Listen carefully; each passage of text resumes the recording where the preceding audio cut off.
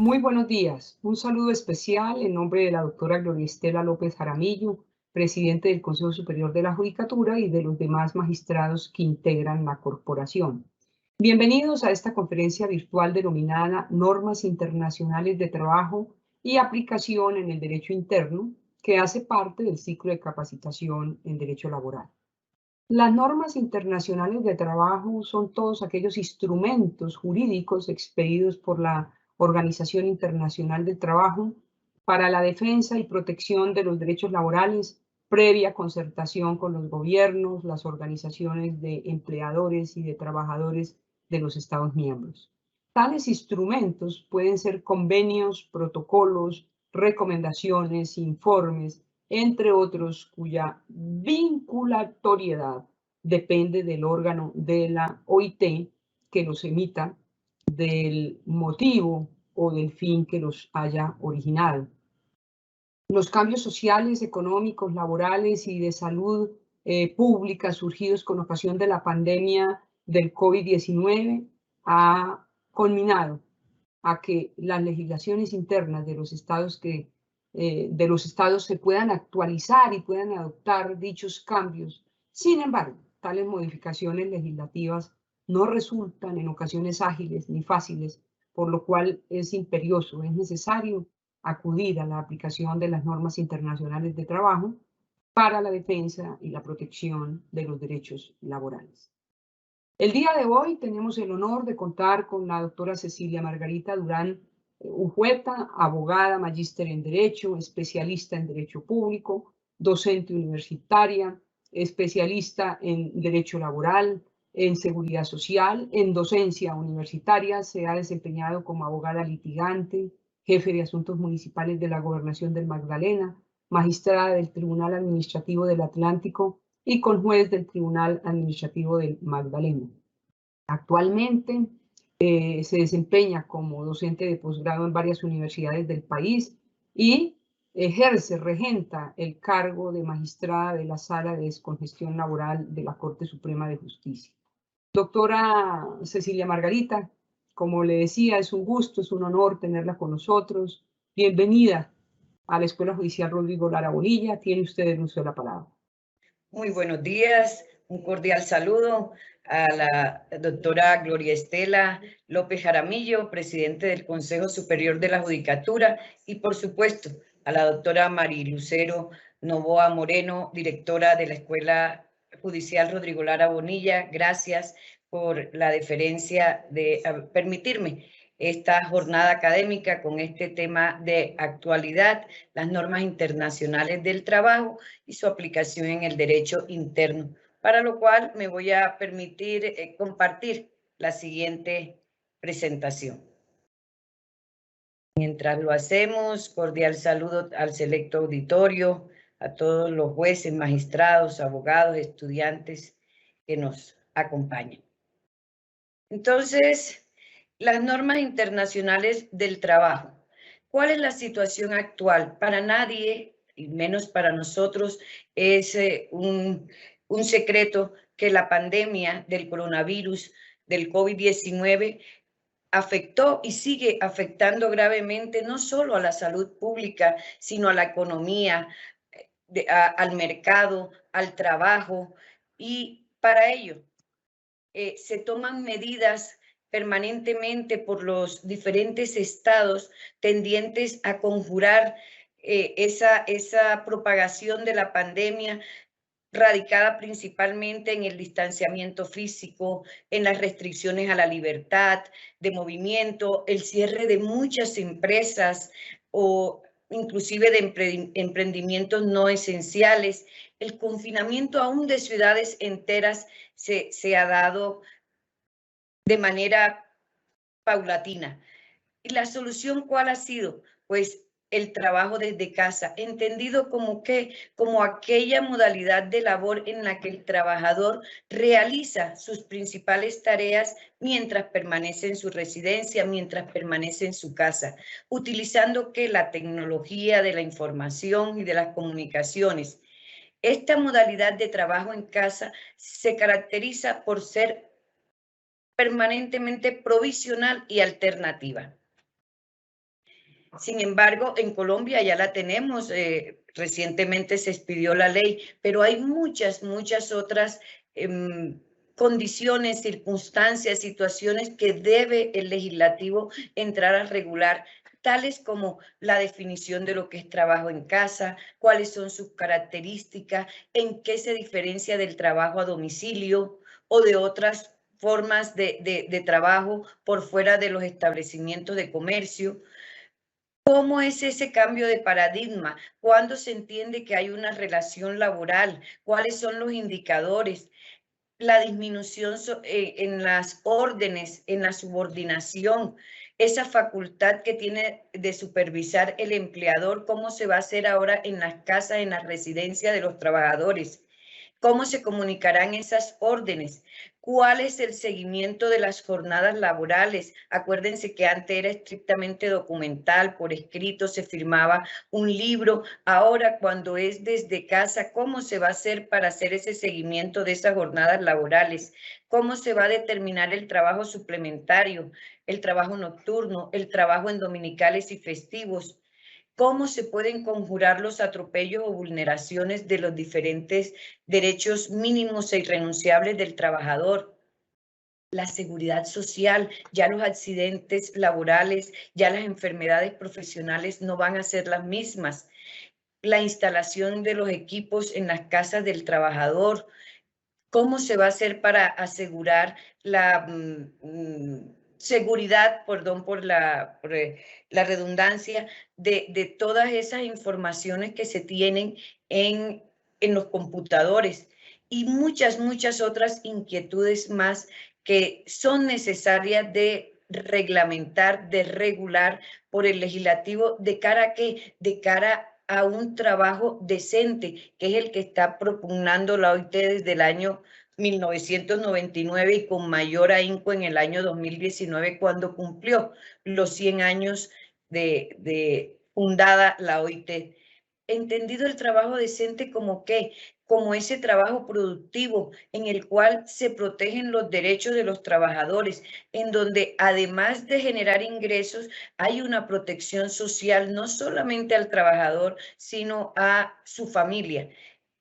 ¿Qué persigue? Que coincidan al unísono las tres características: un trabajo, un ingreso digno y además una protección social. Eso es lo que se persigue actualmente con un trabajo decente, pero ello no sale solo, menos en estos momentos de saliendo de la pandemia y entrando en una peor, según establecen las noticias de carácter de salud mundial. ¿Qué debemos buscar? La producción legislativa, pero nosotros sabemos que la producción legislativa es paquidérmica, no por culpa de los legisladores, no, sino porque se trata de reglamentar derechos fundamentales, y esos derechos fundamentales como tales tienen que ser presentados a iniciativa, debatidos, de acuerdo y aprobados con una serie de requisitos especiales de las leyes estatutarias que establece nuestra Constitución, de tal forma que al ser tan dilatado y tan inminente toda la cantidad de condiciones, de circunstancias que se están produciendo a través de la pandemia, necesitamos acudir a otro mecanismo, a otra alternativa de defensa que nos permita en un momento dado conjurar, combatir la posible vulneración de los derechos mínimos e irrenunciables del trabajador que se está viendo. Entonces surgen cual héroes las normas internacionales del trabajo, las NIT, como las llamamos de manera sintetizada. Esas normas internacionales de trabajo, ¿qué son? Son todos aquellos instrumentos, todas aquellas normas que expide la OIT. ¿Para qué? Para la defensa, para la protección de los derechos laborales. ¿Cómo se se crean esas normas de manera tripartita, es de común acuerdo entre el Estado, de común acuerdo entre los empleadores y de común acuerdo con los trabajadores. Esa es la importancia, la grandeza de las NIT, es que no son expedidas por una sola de las partes, no, son expedidas en convenios, se debaten, se acuerdan y después se expiden por los tres integrantes, por los tres interesados, por los tres afectados de esas normas, son quienes las expiden. Ese tripartismo es lo más relevante y que las hace obligatorias, como vamos a ver más adelante. ¿Pero qué es la OIT? Para quienes no saben, la OIT es la Organización Internacional del Trabajo. Es un organismo especializado dentro de la ONU, dentro de las Naciones Unidas, tendiente a la defensa y la protección de los derechos laborales. Pero para llegar allá debemos saber necesariamente cómo se fundó la OIT. ¿Por qué? Porque ya lo había dicho el poeta Jorge Agustín Nicolás Ruiz de Santayana: el pueblo que no conoce su historia está condenado a repetirla. Si consideramos que ahora estamos en una situación grave de vulneración de derechos, vamos a ver cómo a principios del siglo XX, en 1900 y tantos, existían las mismas o peores condiciones y la OIT surgió como una necesidad y sirvió, cumplió su cometido, pues ahora también está en condiciones de solucionar los problemas que estamos. ¿Cómo surge esa OIT? Les decía que a finales del siglo XIX y principios del siglo XX había una creciente industrialización. Se dio la Primera Guerra Mundial en 1914 y hubo otras revoluciones como la Revolución Bolchevique, la Revolución Rusa. El mundo del trabajo estaba cambiando drásticamente. El flujo de trabajadores de la agricultura a la industria se aceleraba a un ritmo sin precedentes. Era habitual que las condiciones de trabajo fueran malas, había desigualdad, explotación, los mecanismos de inspección del trabajo y de rendición de cuentas no daban los resultados que se esperaban. Vean ustedes cómo en 1911 se incendió la fábrica Triansir West en Nueva York, con 143 mujeres incineradas, que dio lugar años después a la conmemoración del Día Internacional de la Mujer por las cantidades de mujeres que fallecieron en eso. ¿Y por qué fallecieron? Según las investigaciones, porque no había un control real de cómo debían ser las puertas de acceso y salida de esas mujeres, cómo debía estar repartida la industria, las máquinas, cuánto espacio debía existir entre una y otra. No había ese control y eso fue lo que dio lugar a que murieran tantas mujeres en aquella ocasión. Insisto que las condiciones eran paupérrimas. 2.000 niños trabajadores en Estados Unidos en 1910, 3.500 mujeres trabajadoras reclamaban jornadas de 8 horas, pues alcanzaban a laborar hasta 52 semanales. Existían masacres. En Ludlow, en 1914, las milicias atacaron y mataron a aquellos mineros que estaban en huelga pidiendo mejores condiciones de trabajo en Colorado. Entre 1880 y 1890 se registraron más de 2.000 explosiones en las calderas de Estados Unidos. 1.099 mineros perecieron en un desastre minero en Courrières, en Francia, en 1906. ¿Y las sanciones cuáles eran? 10 libras esterlinas nada más.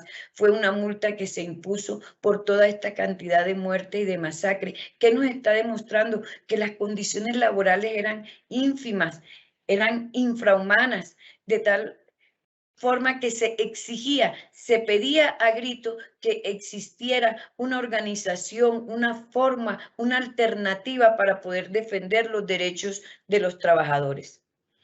Pero si ustedes creían que eso era grave, llega lo peor, la Gran Guerra, la Primera Guerra Mundial de 1914 a 1919. Es la guerra que más muertes ha traído.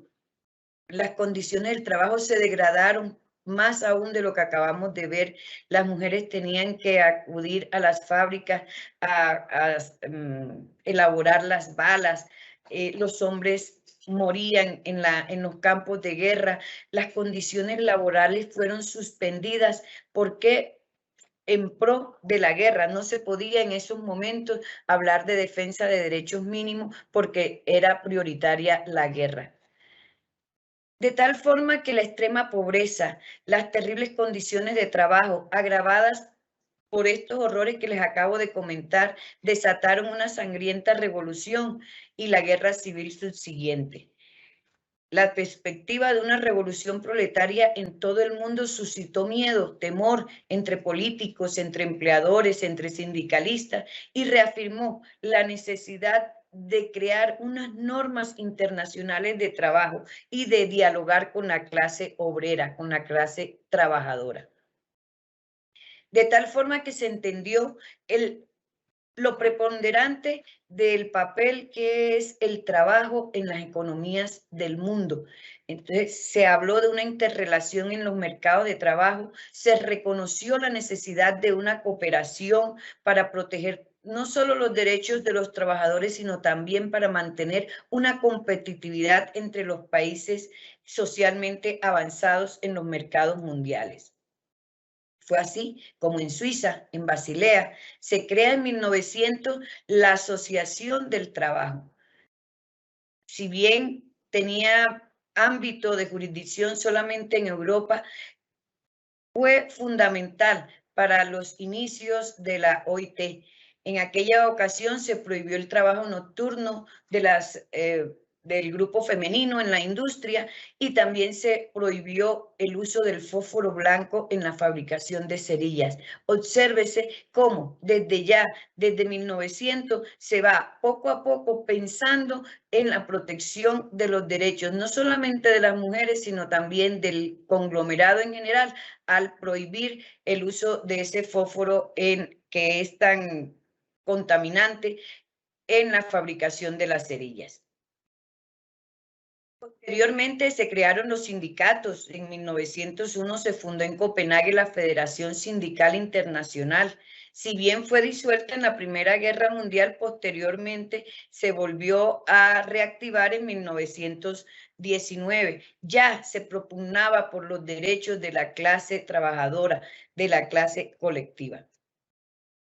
Entonces, cuando surge con el Tratado de Versalles y se crea en 1919 la OIT, se crea al unísono con las Naciones Unidas, siendo la OIT un organismo de las Naciones Unidas en materias laborales.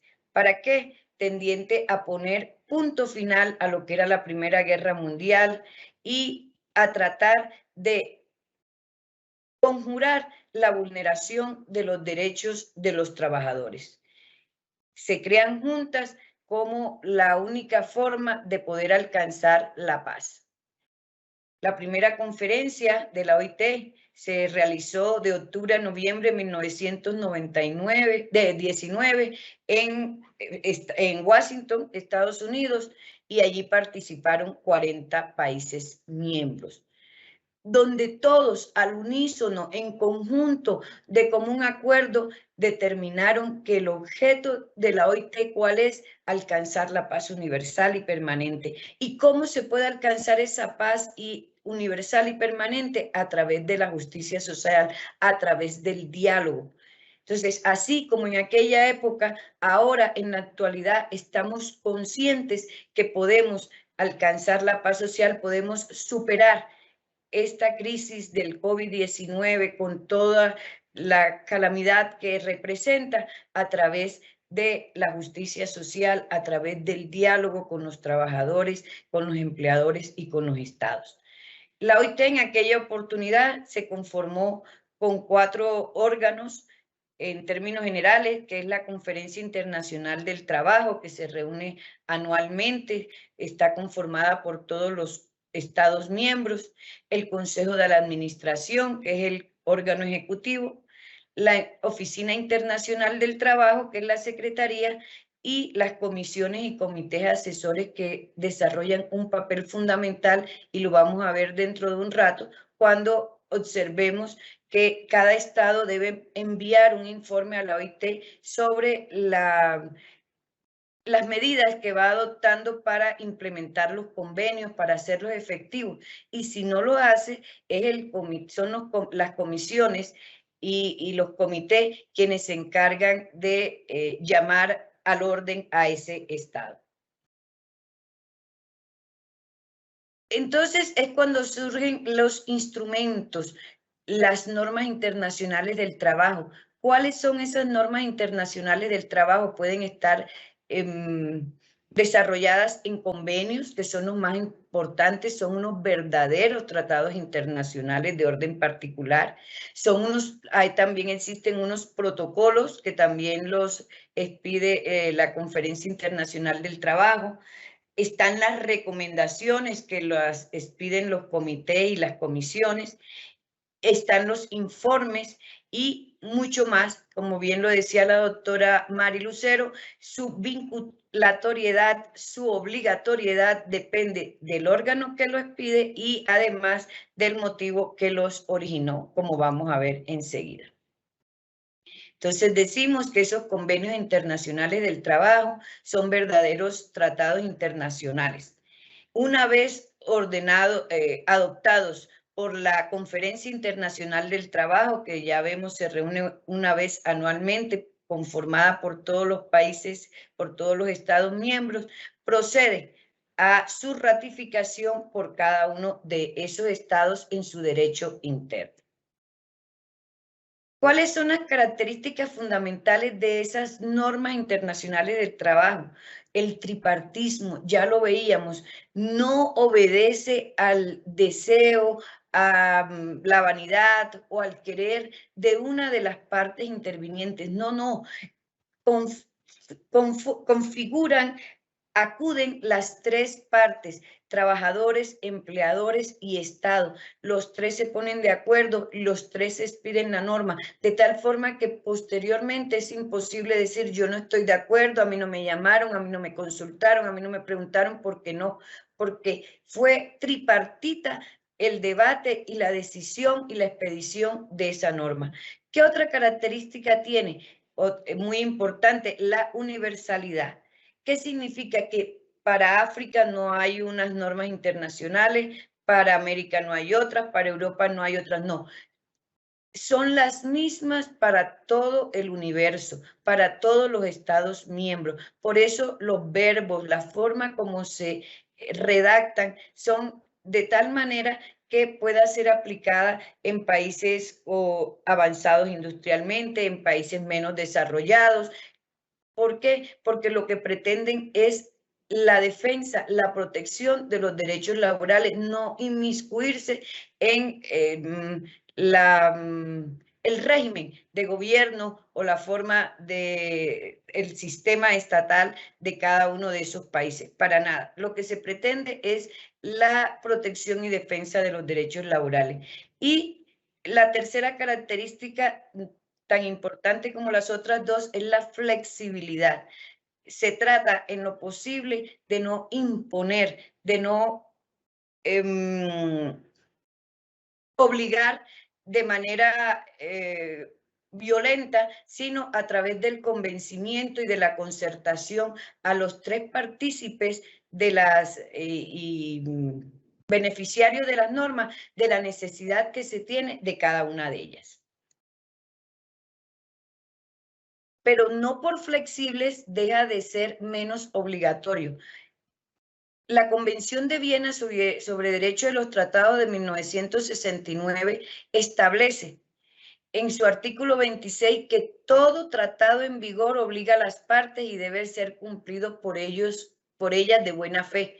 Igual en su artículo 27 establece que no puede un Estado parte invocar disposiciones de su derecho interno para justificar su incumplimiento. De donde podemos colegir, ya podemos ir avanzando en nuestro tema, se aplican en nuestro derecho interno, tiene que aplicarse en nuestro derecho interno. ¿Por qué? Porque si nosotros hemos ratificado ese tratado en términos generales, no vamos todavía a introducirnos en el control de convencionalidad ni en nuestra Constitución, sino en términos generales. Si todavía estuviéramos ante la Constitución de 1886, con ese Tratado de Viena de 1969 y esos artículos 26 y 27 ya fueran obligatorios la aplicación en nuestro derecho interno de estas normas internacionales del trabajo.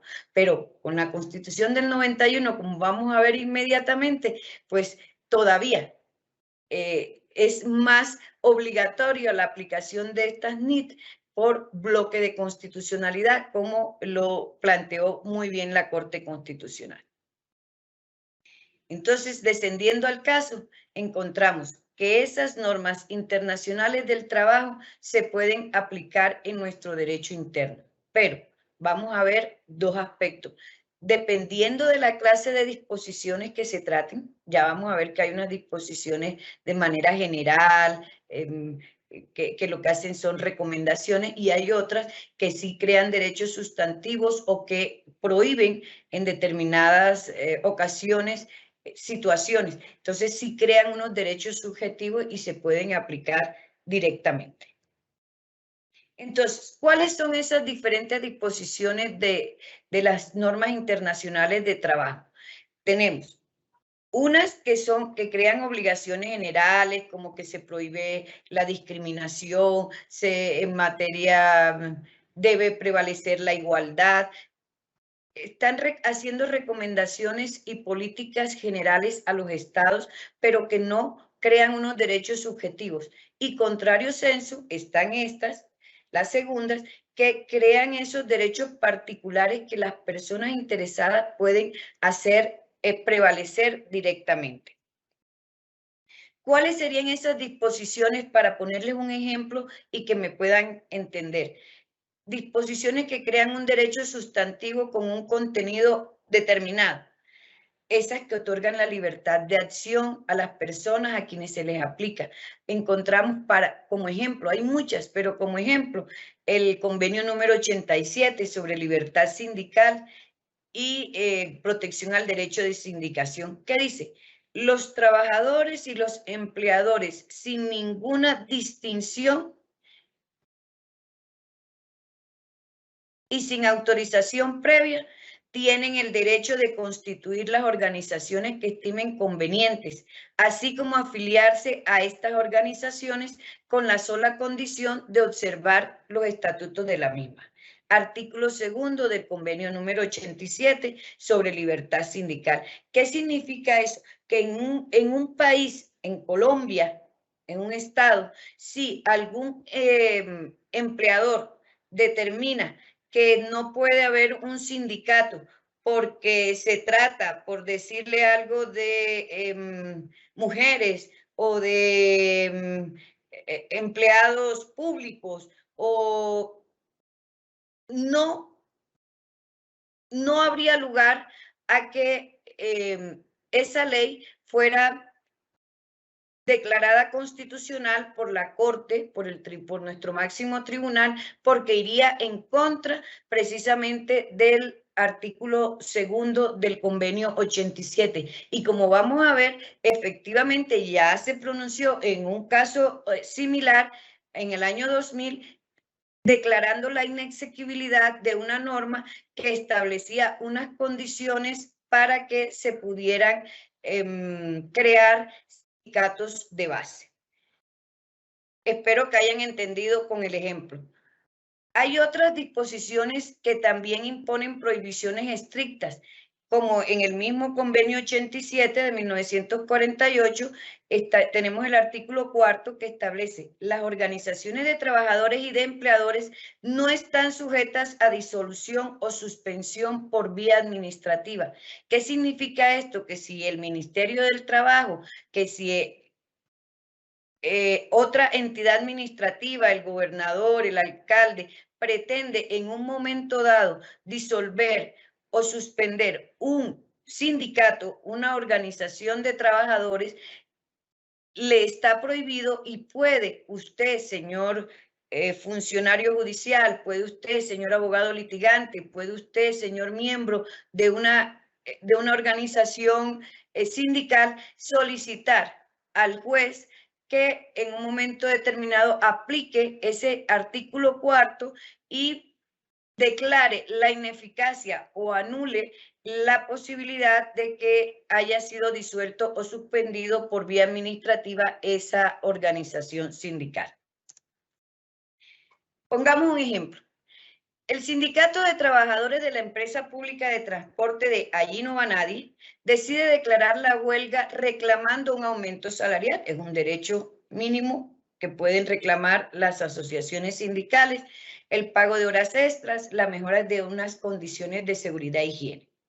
Transcurridos 4 días de tal declaratoria, las autoridades administrativas, alegando de que se trata de un servicio público, la necesidad que tiene de prestar ese transporte y los perjuicios que ocasiona a la sociedad, declaran la suspensión de la huelga y que se reanudan inmediatamente las labores.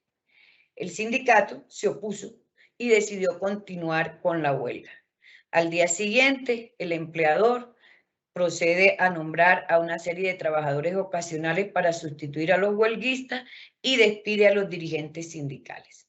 En estos casos, muy a pesar de que exista o no exista en ese país, en ese estado donde está ocurriendo el ejemplo, una norma expresa que establezca que hay derecho a la indemnización de perjuicios, los abogados pueden solicitar que se anule la declaratoria de ilegalidad de la huelga porque ya tenemos una norma que establece que no lo pueden hacer las autoridades administrativas.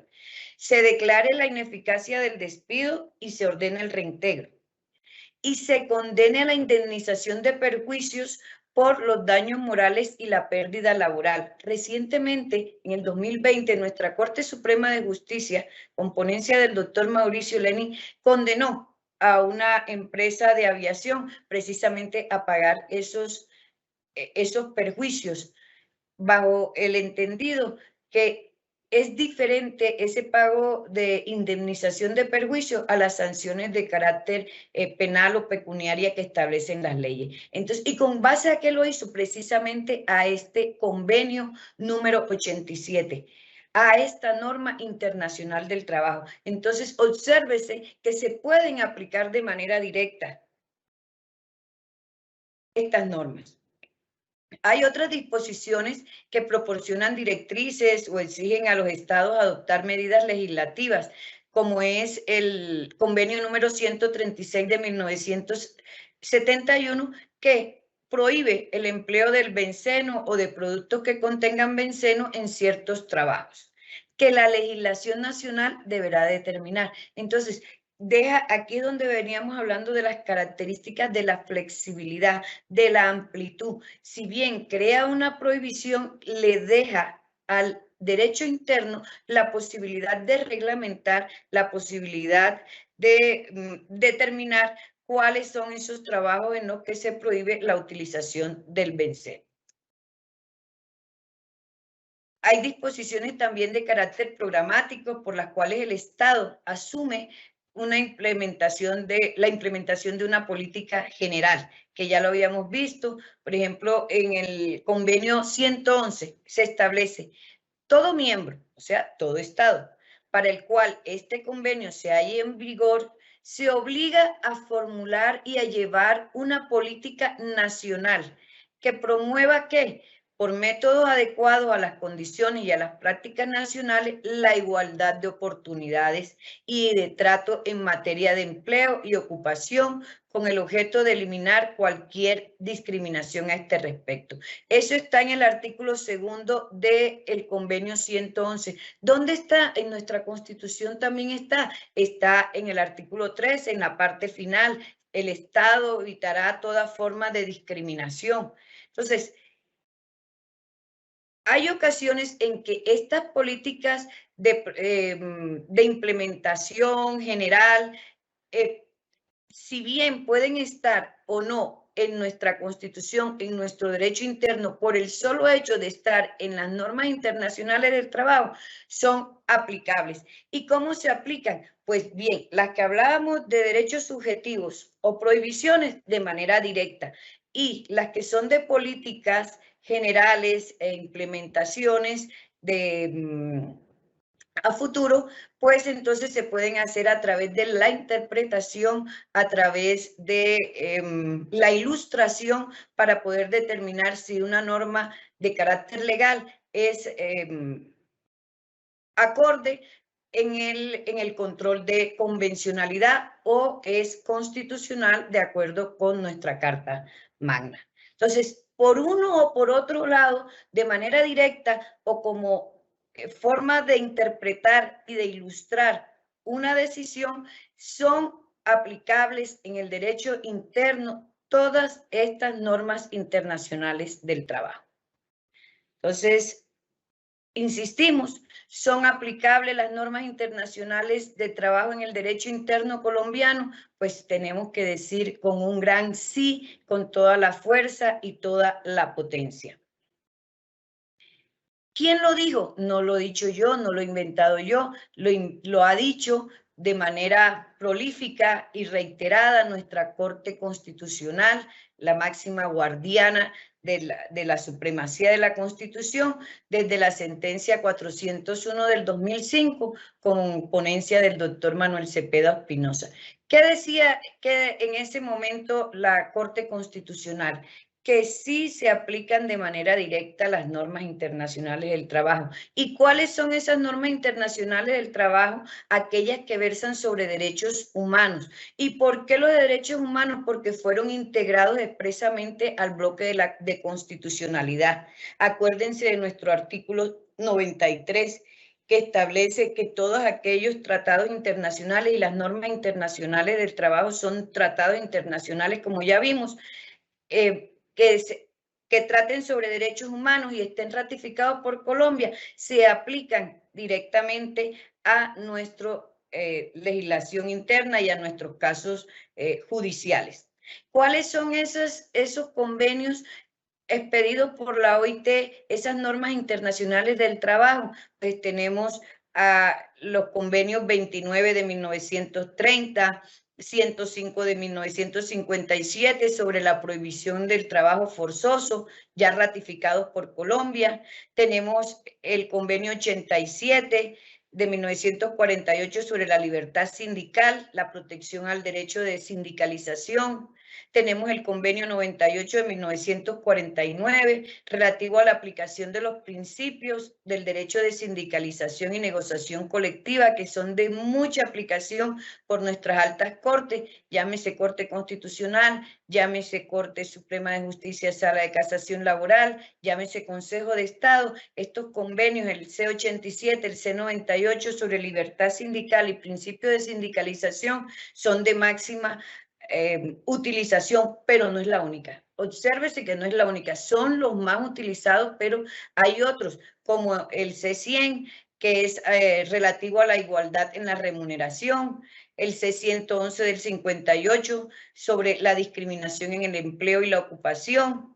Tenemos el convenio C169 sobre pueblos indígenas y tribales en países independientes, y el C182 de 1999 sobre la prohibición de las peores formas de trabajo infantil y la acción inmediata para su eliminación. Estos convenios, así tratados por referirse a derechos humanos, son de aplicación inmediata según lo establecido por nuestra Corte Constitucional en la C401. Pero ¿cuándo más? Cuando a falta de una disposición nacional que precise un derecho que ya ha sido otorgado por un instrumento internacional. Acordémonos del artículo 19 de nuestro Código Sustantivo del Trabajo, que permite que en caso de que no haya una norma expresa, pues entonces debamos en su momento acudir a otras de igual o mayor jerarquía en el derecho internacional. Y ustedes dirán, uy, pero si Colombia es un país de muchas leyes, aquí hay leyes para todo, ¿no? Hay muchos casos que no están reglamentados, que no están regulados en nuestra legislación interna y se hace necesaria que las normas internacionales del trabajo entren a suplir esa laguna, ese vacío, ese hueco, pero más se necesita que nosotros como jueces, como magistrados, como abogados litigantes, como funcionarios administrativos o como estudiantes, los conozcamos para exigir su aplicación o aplicarlas en el caso en que se requiera si estamos como funcionarios judiciales. ¿Como cuáles? El convenio 52 habla de la contabilización de los días hábiles para efectos de disfrute de vacaciones.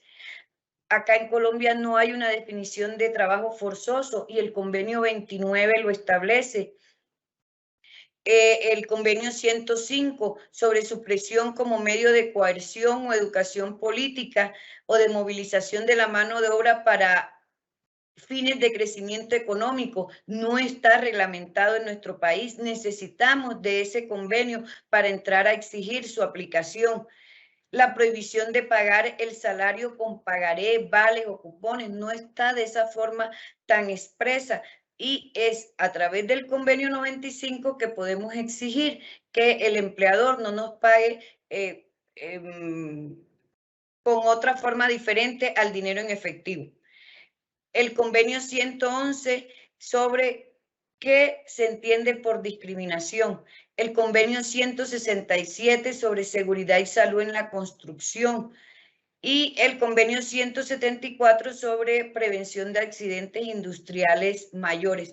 Nótese que hay entonces una serie de situaciones, de circunstancias que no están reguladas y que se requieren de las normas internacionales del trabajo y que se apliquen directamente, y así lo entendió la Corte Constitucional. ¿Cuándo más? En caso de que haya contradicción entre la legislación o la práctica nacional y el derecho internacional. He aquí donde vemos entonces que esta es la que más se ha aplicado, porque desde el año 2000, en varias sentencias, en la 385, en la 567, en atención a estos convenios que veníamos hablando sobre sindicalismo y principios de derecho colectivo, la Corte Constitucional ha declarado inexequible normas que exigían que hubiese un número mínimo de colombianos para la conformación de un sindicato, que los extranjeros no podían hacer parte de las juntas directivas. En las 567 establece que es inexequible la norma del Código Sustantivo del Trabajo, que nada más permitía un solo sindicato de base. Igualmente, en la C063 del 2008 declara inexequible la norma sobre la representación, que solamente la tiene el sindicato mayoritario. ¿Por qué? Porque van en contra de esos convenios, van en contra de esas normas internacionales del trabajo, en donde ya de manera tripartita, Estado, empleadores y trabajadores se pusieron de acuerdo a decir cómo eran las reglas del juego, cómo debía pronunciarse en cada caso, y al expedirse una ley que vaya en contra de ellos, pues entonces se declara inexequible. En igualdad de condiciones, pero ya no de manera de por control concentrado o difuso de convencionalidad, sino por aplicación directa en materia de judicial. Nuestra Corte Suprema de Justicia no se ha quedado callada. La sala laboral de nuestro máximo tribunal ordinario también se ha pronunciado sobre las libertades y garantías relacionadas con la libertad sindical. Es así como, con ponencia de la doctora Clara Cecilia Dueñas, hace relación al convenio 98 y dice: cualquier prohibición encaminada a impedir o mutilar los derechos a la libertad de expresión y opinión de los trabajadores carece de todo efecto, aun cuando se pacte expresamente en los contratos de trabajo o en el reglamento interno o en cualquier otro documento.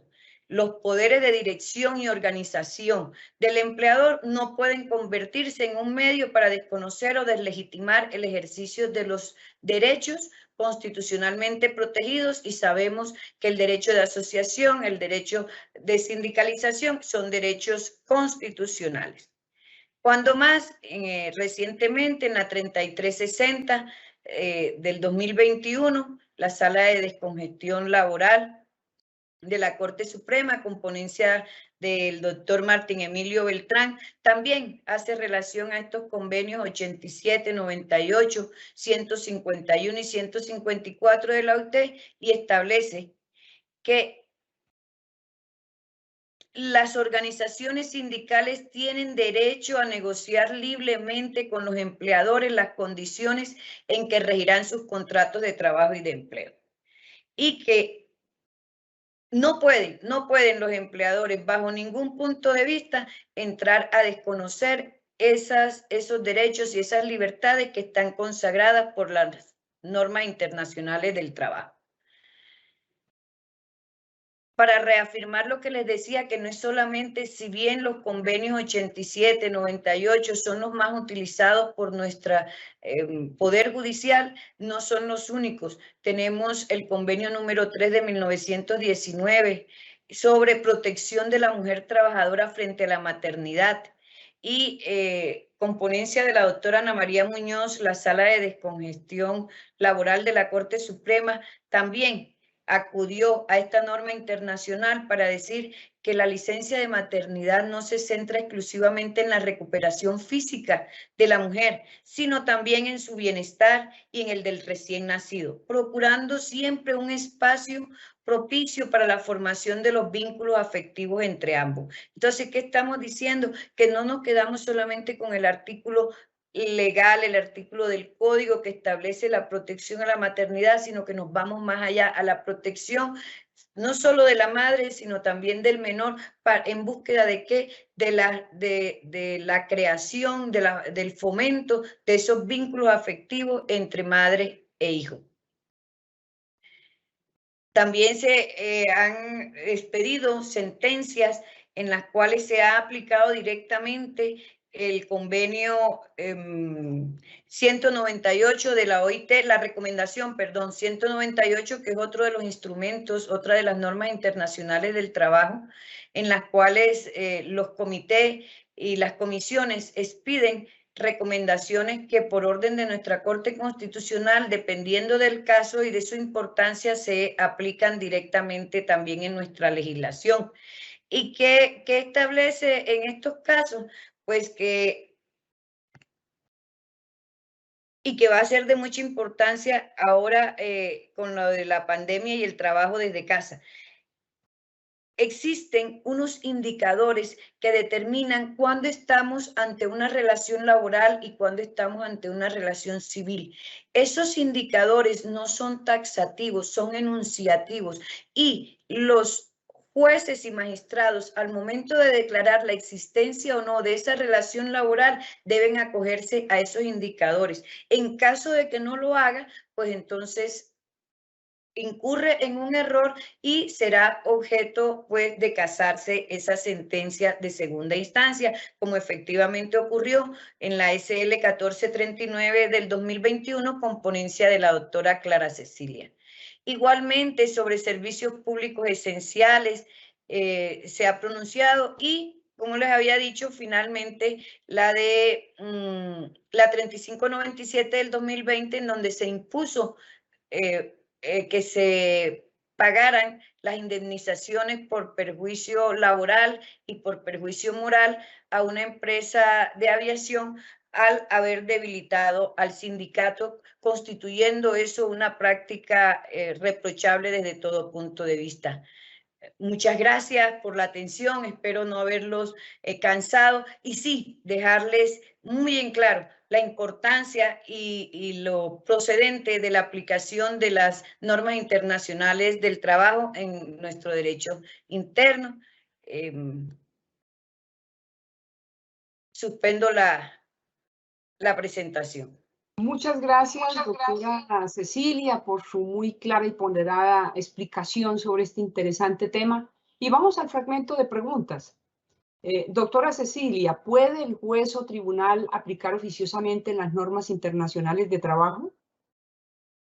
Claro, claro que sí, lo venimos diciendo, lo venimos reiterando. El juez es el encargado precisamente de conocer la ley en sus diferentes manifestaciones, sea interna o sea internacional, y él puede oficiosamente hacerlo, pero recomiendo a los abogados litigantes, recomiendo a los estudiantes el conocimiento de estas normas para que exijan de los funcionarios judiciales la aplicación no oficiosa, sino a petición de parte también, porque son los más interesados en la aplicabilidad de las mismas. Doctora Cecilia, ¿las normas internacionales de trabajo se pueden aplicar en sede administrativa? Por supuesto que sí. El control de convencionalidad está consagrado también en el CEPACA con la modificación que tuvo recientemente, en donde se establece que los jueces y los funcionarios administrativos en la decisión de aquellos asuntos sometidos a su cargo están en la obligación de aplicar las normas internacionales, no solo del trabajo, sino en términos generales. Y Muy bien, doctora. con más razón la del trabajo. ¿Qué alternativas se pueden adoptar en caso que se solicite la aplicación de las normas internacionales de trabajo y no lo hagan? Bueno, hay los recursos siempre en nuestro estado, en nuestro país, en nuestra legislación, establecen los recursos contra las decisiones judiciales o administrativas, pero en la actualidad además está tomando mucho auge demandar internacionalmente una vez cumplido o una vez finiquitados los trámites del derecho interno, acudir a los organismos internacionales para que se tomen los correctivos para tal caso. Recientemente la Corte Interamericana de Derechos Humanos se pronunció en un caso de Panamá, en el cual pues también sancionó al Estado y a la entidad de aviación por haber infringido las normas internacionales del trabajo, pero como le he dicho, la idea es que acá internamente se cumplan todas esas normas internacionales del trabajo, porque para eso estamos los jueces y magistrados para aplicarlas, una vez ratificadas por nuestro Estado colombiano. Nuestro agradecimiento especial a la doctora Cecilia Margarita Durán Ujueta por su muy clara, técnica y ponderada explicación sobre las normas internacionales de trabajo y su aplicación en el derecho interno para entender cuándo, cómo, por qué procedimiento, qué tribunales las aplican de oficio o a petición de aparte, con el fin de garantizar los principios y derechos mínimos del trabajo como los derechos humanos fundamentales, la seguridad y la salud en el trabajo, el salario, las políticas y la promoción del empleo, la orientación y la formación profesional en procura de la consolidación de la justicia social. Un agradecimiento especial también a todos los servidores, servidoras judiciales y en general a todas las personas que se han interesado en esta conferencia. Y a propósito del tema de hoy tan claramente expuesto por nuestra magistrada invitada, nos despedimos con una frase del activista estadounidense Martin Luther King. La injusticia en cualquier parte es una amenaza a la justicia en todas partes. Muchas gracias. Una feliz tarde para todos.